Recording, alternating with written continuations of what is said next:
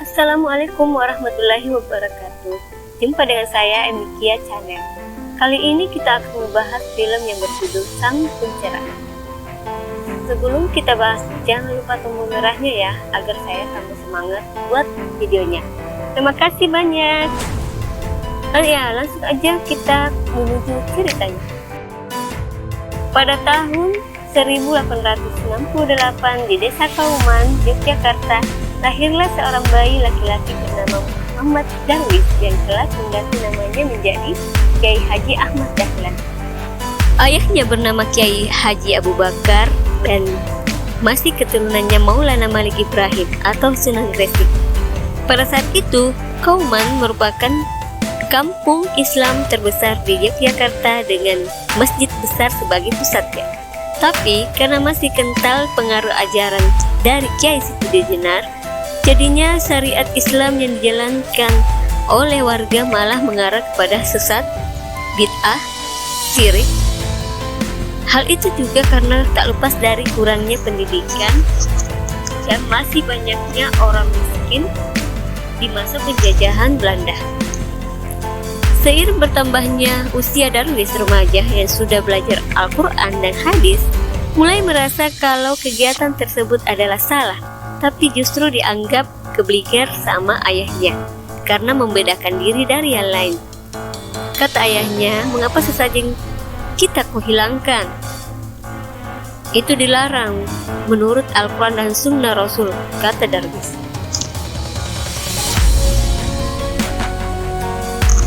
Pada usia 15 tahun, akhirnya dia pun memutuskan untuk pergi haji sekaligus belajar Islam di Mekah. Dan setelah menimba ilmu selama 5 tahun, Darwis pulang ke Yogyakarta dan mengganti namanya menjadi Ahmad Dahlan. Dan melihatnya tidak seperti Islam pada umumnya, tapi dia langsung dapat tekanan dari Kiai Lurah karena membawa majalah Al-Manar yang berisi tentang pembaruan Islam agar sesuai dengan perkembangan zaman. Dan tak lama kemudian, Dahlan pun menikah dengan Siti Walidah, sepupunya sendiri sekaligus adik dari Pak Lurah Kauman. Di masyarakat Kauman, pada tahun 1896, ayahnya wafat dan sebelum kematiannya, Abu Bakar berpesan pada Ahmad Dahlan untuk meneruskan amanah keluarga, yaitu menyiarkan Islam dan mengurus Langgar Kidul. Selain itu, Kiai Haji Ahmad Dahlan juga dijadikan sebagai khotib. Haji Ahmad Dahlan juga dijadikan sebagai khotib di Masjid Besar Keraton Yogyakarta, dan di hari pertama beliau langsung membuat gebrakan dengan menyerahkan pelaksanaan syariat Islam yang sesuai dengan Al-Quran dan Sunnah, serta meninggalkan tradisi-tradisi Jawa yang selama ini sudah melekat. Beliau justru malah mendapat sambutan kurang baik dari jamaah yang gak suka dengan perubahan, termasuk Sri Sultan Hamengkubuwono Kamaludiningrat dan Lurah. Lalu kita diperlihatkan scene selanjutnya di Langgar Kidul mulai berkurang, apalagi mendengar Kiai menyenandungkan sholawat dengan biola. Lalu ketika seorang anak bertanya, apa itu agama, Pak Kiai? Beliau pun memainkan biolanya untuk menghasilkan nada-nada yang indah dan mengatakan bahwa agama juga seperti musik, indah, tentram, dan cerah. Tapi kalau enggak dipelajari dengan benar, hasilnya akan menjadi buruk dan membuat resah lingkungan. Sepertinya semua permasalahan itu ya hilangnya di agama. Jadinya agama itu seperti musik yang mengayomi, menyelimuti. Itulah agama, damai, cerah, dan selama Kiai mengajar, diam-diam Ki Lurah memperhatikannya. Suatu hari, dia lalu berada di daerah Bantul dan menyadari kalau masih di sana arah kiblat tidak ke Ka'bah, melainkan menuju benua Afrika. Lalu, karena penasaran, Kiai juga mengunjungi daerah lain, dan ternyata Masjid-masjid di sana juga kebaca salah, diarahkan ke timur. Oleh karenanya, kayaknya memang butuh untuk mengumpulkan para sesepuh untuk ditawarkan perbaikan arah kiblat. Tapi dia malah mendapat cercaan dari para kiai sepuh yang gak percaya dengan teori Ahmad Dahlan. Bahkan ketika ditunjukkan peta dunia, mereka tetap menolaknya karena peta itu buatan non-muslim. Dia menjelaskan ketika Nabi kiblat dari Al-Aqsa, beliau berputar 180 derajat. Kata kiai sepuh itu lagi, tuh peta pikiran orang kafir. Saya pernah melihatnya. Setelah itu, setiap kali sholat berjamaah di masjid besar Kauman, keempat muridnya selalu merubah arah kiblatnya. Dan pada malam harinya beberapa pemuda memblokir kiblat yang benar di masjid besar. Hal itu membuat para kepala penghulu yang menuduh empat murid Ahmad Dahlan lah sebagai pelaku. Tapi ternyata keponakannya sendirilah yang membutuhkan arah kiblat, percaya pada Kiai Ahmad Dahlan. Dan ketika masuk bulan Ramadan 1890, semakin banyak jamaah yang memilih beribadah di Langgar Kidul yang arah kiblatnya sudah diperbaiki. Akibatnya para penghulu menjadi marah karena jamaah masjid besar menurun dan mengirimkan surat perintah untuk menutup Langgar Kidul, tapi langsung ditolak oleh Kiai Dahlan. Saya tidak bisa menutup langgar saya. Mendapat penolakan dari Kiai Dahlan, sang penghulu marahkan warga desa dengan dalil demi harga diri Masjid Agung.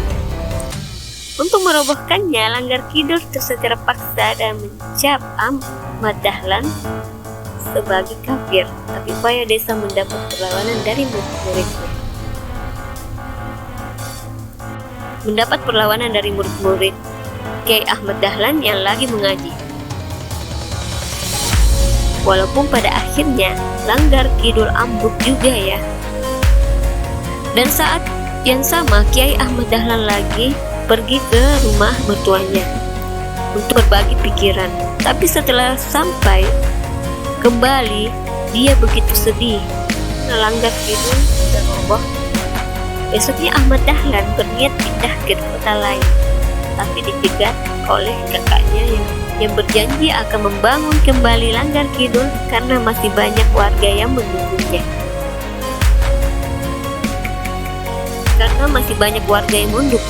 Dan butuh kepemimpinannya, akhirnya Kiai pun luluh. Dan dengan bantuan dana dari keluarganya, Langgar Kidul bisa berdiri lagi. Lalu pada tahun 1933 Ahmad Dahlan pergi haji untuk kedua kalinya atas saran dari Sultan Hamengkubuwono dan menetap selama 2 tahun. Dan pada tahun 1972 Dr. Wahidin Sudirohusodo menggagas pembentukan organisasi Budi Utomo untuk melawan Belanda. Hal itu sampai ke telinga Kiai, dan saat organisasi yang bertujuan untuk mencerdaskan kehidupan bangsa itu sudah terbentuk, Kiai mengunjungi Wahidin untuk ikut bergabung di dalamnya. Tapi semenjak sibuk mengurusi Budi Utomo, Kiai menjadi sibuk mengajar, dan akibatnya banyak anak-anak yang bolos mengaji karena nggak mau diajar oleh muridnya.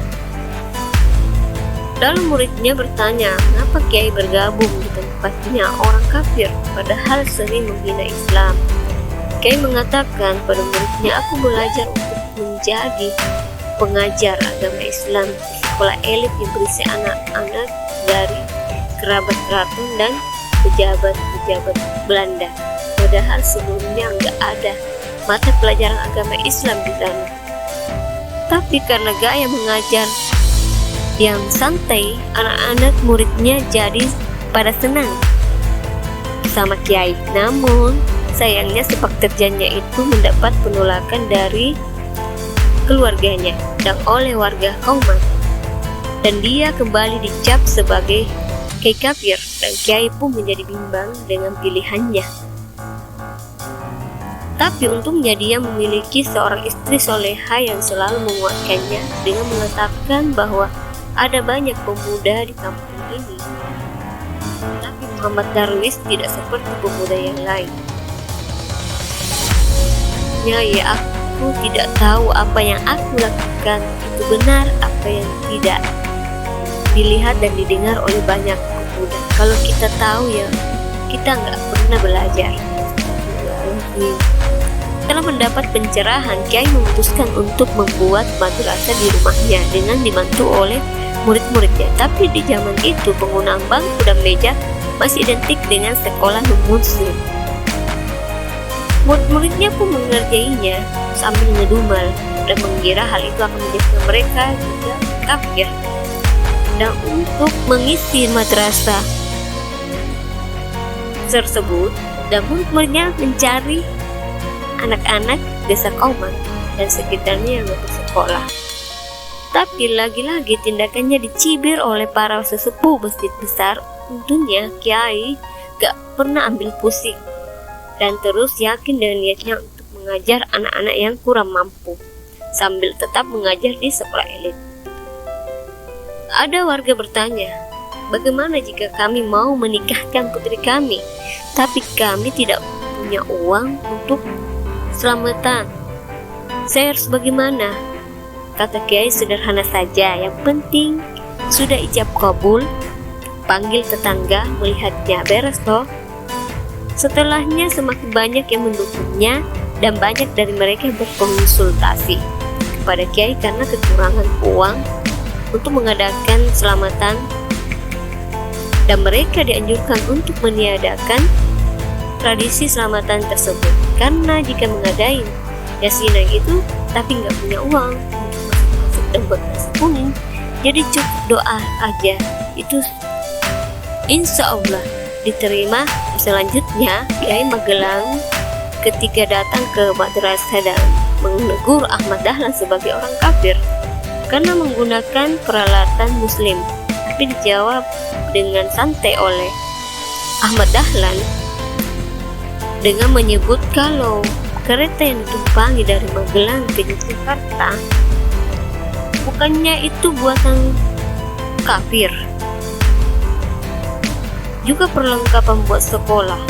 Dengan kata lain, orang Islam gak bisa dicap kafir hanya karena menggunakan barang buatan orang non-muslim.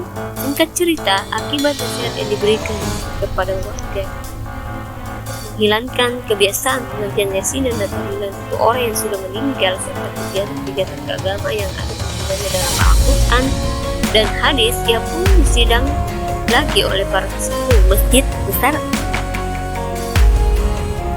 Tapi dengan berbekal dalil dari Al-Quran dan hadis, Ahmad Dahlan bisa melewatinya. Setelah itu para murid-murid setianya semakin yakin dengan bimbingan beliau selama ini.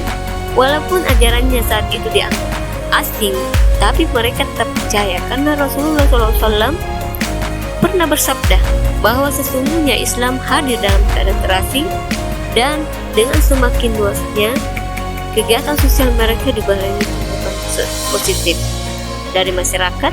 Kiai pun berniat untuk membentuk sebuah organisasi. Saya sudah mantap mau mendirikan perkumpulan. Akhirnya dengan dibantu pengurus Budi Utomo dan kelima muridnya, Ahmad Dahlan bisa merumuskan pendirian Muhammadiyah yang memiliki arti pengikut Kanjeng Nabi Muhammad SAW. Dan tujuan utamanya untuk membantu masyarakat, bukan untuk kepentingan pribadi. Proposal pendirian Muhammadiyah disambut dengan positif oleh Sri Sultan dengan catatan antaranya jangan sampai membuat perselisihan. Sedangkan tanggapan berbeda datang dari Kiai penghulu dan para sesepuh masjid besar yang takut kedudukan mereka sebagai pemimpin Islam di Keraton Yogyakarta akan digeser oleh jamaah Dahlan dan menolak proposalnya.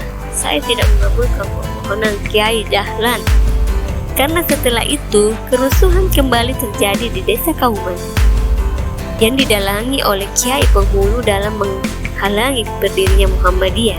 Sampai-sampai para pengikut Kiai dihalangi oleh warga desa dan keluarga mereka sendiri. Kata lurah, tidak sepatutnya kita saling membenci karena mempertahankan pemikiran kita.